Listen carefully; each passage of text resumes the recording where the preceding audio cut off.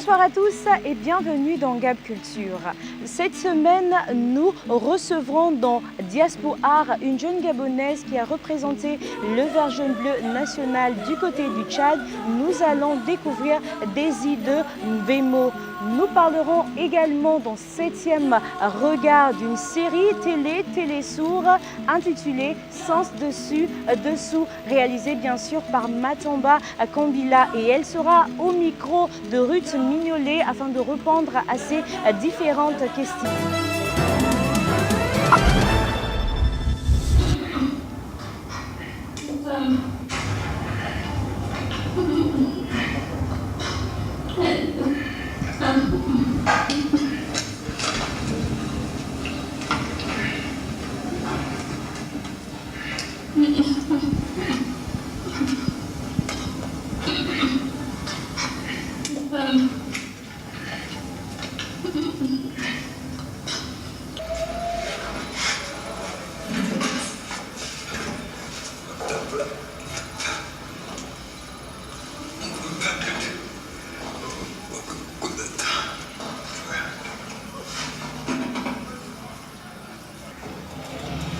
Moi, je pourrais bien installer un café. Toi, tu n'as pas su t'entendre avec ma fille. S'il arrive le moindre problème, je vais te tenir responsable. Comment ça?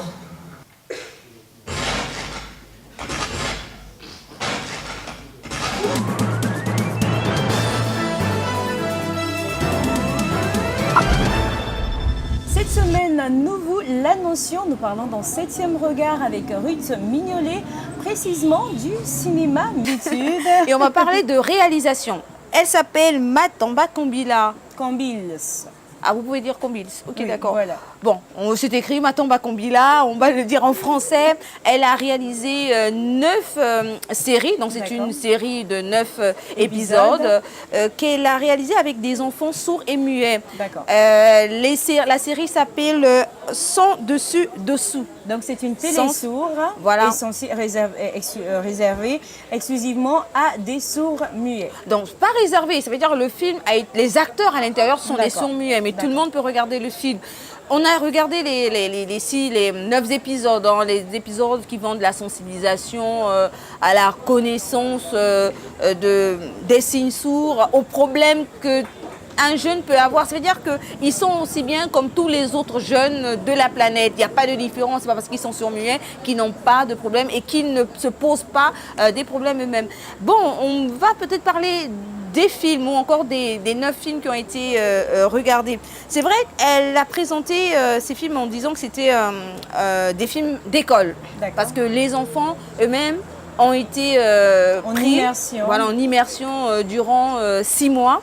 Donc après les 6 mois, ils ont tourné. Donc dans le film, les enfants sourds-muets sont à la fois les scénaristes, sont à la fois les réalisateurs et certains même font le cadre. Super. Voilà, donc ça veut dire que c'est un film où la critique ne doit pas trop aller en profondeur. Je vous vois venir, mais quand je on sait, rester quand on sait qui est derrière tout ce grand chantier. Mais déjà, ça a été accompagné par des grands noms du cinéma gabonais. Donc là, elle a expliqué qu'il y a du travail à faire. Du travail à faire sur plusieurs angles de la réalisation, sur le plan technique, sur le plan du son, sur le plan même de la retransmission. Ça veut dire la compréhension même de ces sourds-muets qui parlent. Parce qu'il faudrait qu'on suive et qu'on lise en même temps. Vraiment, c'est un gros travail. Donc, c'est un film à voir et à revoir pour pouvoir mieux le comprendre.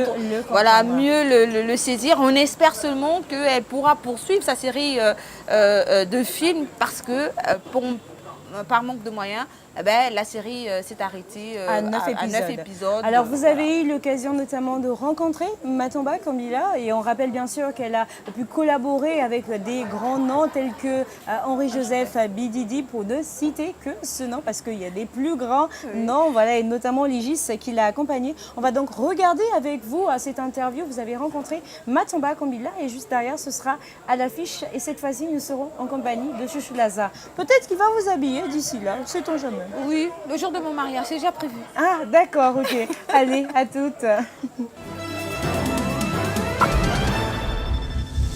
Nous avons commencé cette aventure en 2015. Ça fait donc 4 ans que nous travaillons sur ce projet. La conception initiale, l'écriture des scénarios, le tournage, les répétitions, le tournage, la levée de fonds évidemment, la post-production, donc tout ce qui est montage. Je suis donc une grande cinéphile et que j'ai regardé beaucoup de films dans des langues étrangères, qu'en fait pour me permettre, je me suis formée seule en fait au cinéma, j'ai pas fait d'école de cinéma, et pour me permettre de vraiment comprendre les aspects de réalisation, j'ai regardé beaucoup de films sans le son. Ce qui fait qu'en fait j'ai une habitude de travailler dans un univers complètement muet en fait. La relation avec les enfants, c'est comme j'explique à beaucoup de gens, moi-même je ne signe pas, je connais les signes très basiques, mais au-delà du langage, et c'est une des thématiques de notre série aussi, c'est le cœur. Il y a vraiment une communication qui passe au-delà du langage et qui passe avec le cœur. Donc quand on a commencé cette aventure, on était dans un contexte où les enfants n'ont pas l'habitude de se mettre en avant, individuellement de se mettre en avant. Donc par exemple, Pierre, Chris Lévy, ne s'exprimait pas du tout. Donc on a dû commencer par des ateliers pour apprendre à prendre la parole et à ne pas être intimidé, à s'exprimer et à exprimer ses sentiments, ses émotions et ce qu'on pensait. Ça a été un travail qui a duré plusieurs semaines. Les enfants, le fait de ne pas entendre, les gens disent que c'est un handicap. Moi, je ne peux pas dire que c'est un handicap, c'est une autre capacité. Parce que quand on n'entend pas, on développe les autres sens. Donc les enfants sourds ou malentendants sont très visuels, par exemple. Donc vous remarquerez la façon dont ils s'habillent, leur style, leur goût. Ils ont le sens du goût, le sens du toucher. Donc ils ont des capacités qui, pour l'art cinématographique, sont parfaites.